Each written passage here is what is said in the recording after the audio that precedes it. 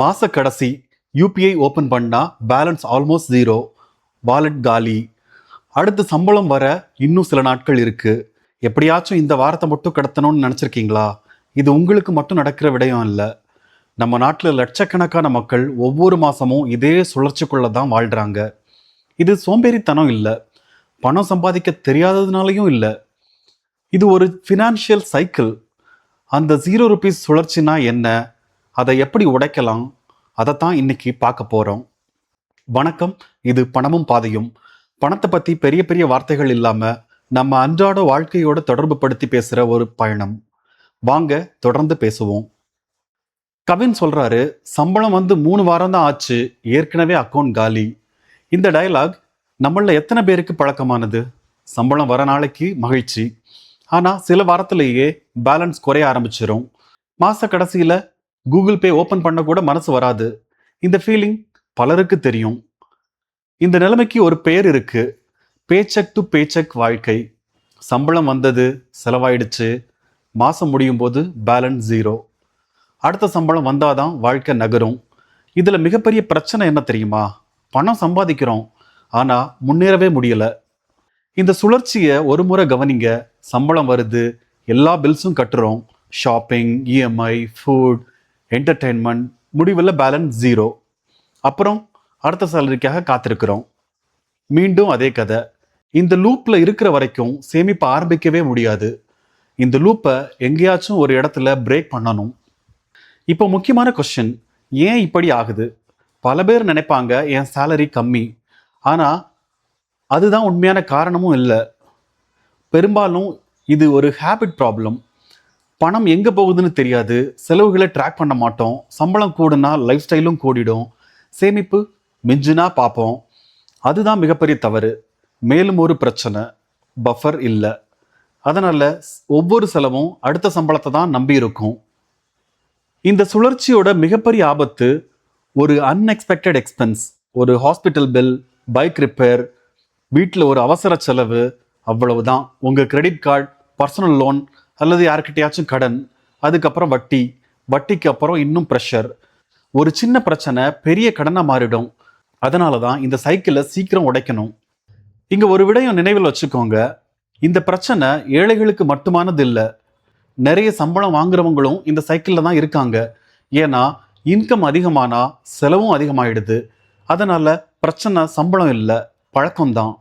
நல்ல விடயம் என்னன்னா, இந்த சைக்கிளை உடைக்க முடியும். அதுக்கு 3 ஸ்டெப்ஸ் இருக்கு. ஸ்டெப் 1, 30 நாள் ஒவ்வொரு செலவையும் எழுதுங்க.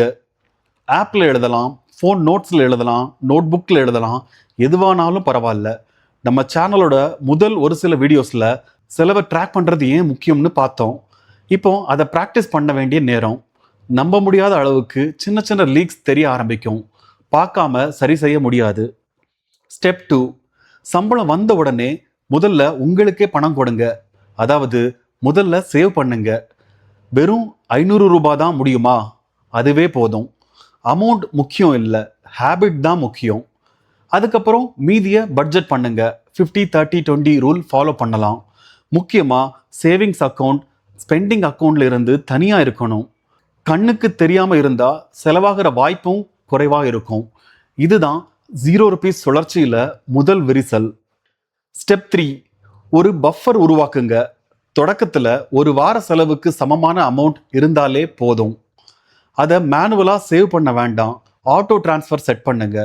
அப்புறம் வில் பவர் தேவையே இருக்காது, மாதந்தோறும் தானாக சேவ் ஆகும். இந்த பஃபர் இருந்தால் அன்எக்ஸ்பெக்டட் எக்ஸ்பென்சஸ் வந்தாலும் கடன் வாங்க வேண்டிய நிலை இருக்காது. அதுக்கப்புறம் அதே பஃபரை மெதுவாக 3 மாத எமர்ஜென்சி ஃபண்டாக வளர்த்துக்கலாம். இப்போ கவினை மறுபடியும் பார்ப்போம். முன்னாடி சம்பளம் வந்தா எல்லாம் செலவு, மாசம் முடிய ஜீரோ பேலன்ஸ், எந்நேரமும் ஸ்ட்ரெஸ். இப்போ முதல்ல சேவிங், மாச கடைசியில கொஞ்சம் பேலன்ஸ் இருக்கும், பஃபர் வளருது, நிம்மதியா இருக்கு. கவனிங்க, சம்பளம் மாறல, ஆனா பழக்கம் மாறி இருக்கு. அதனால வாழ்க்கையும் மாற தொடங்கி இருக்கு. ஒரு சின்ன எக்ஸாம்பிள், இது இல்லஸ்ட்ரேஷன் மட்டும்தான், கேரண்டி இல்லை. நீங்க மாசம் ₹2000 மட்டும் சேவ் பண்ணினாலும் ஒரு வருடத்துல ₹24,000. நேத்து இருந்தது ஜீரோ, இன்னைக்கு ஒரு சேஃப்டி நெட். பணக்காரர் ஆகணும்னு தொடங்க வேண்டிய அவசியம் இல்லை. முதல்ல ₹0 சுழற்சியிலிருந்து வெளியே வந்தாலே அது ஒரு பெரிய வெற்றி. இன்னைக்கு பார்த்ததை சுருக்கமா சொல்லணும்னா 3 ஸ்டெப்ஸ். 1, 30 நாள் செலவை ட்ராக் பண்ணுங்க. 2, சம்பளம் வந்த உடனே முதல்ல சேவ் பண்ணுங்க. ஒரு பஃபர் உருவாக்கி ஆட்டோ டிரான்ஸ்ஃபர் செட் பண்ணுங்க. இந்த 3 ஹேபிட்ஸும் உங்களை மெதுவா பேச்செக் டு பேச்செக் வாழ்க்கையிலிருந்து வெளியே கொண்டு வரும். ₹0 சுழற்சியிலிருந்து வெளியே வர சேமிப்பை தனியா வைக்கணும்னு இன்னைக்கு பார்த்தோம். ஆனா அதை எங்க வைக்கணும்? ஒரே பேங்க் அக்கவுண்ட் போதுமா, இல்ல தனித்தனியா வச்சா நல்லதா? அதைத்தான் அடுத்த வீடியோல பார்க்க போறோம். Salary account, savings account, emergency fund account, உண்மையிலேயே எத்தனை பேங்க் அக்கவுண்ட்ஸ் வேணும்?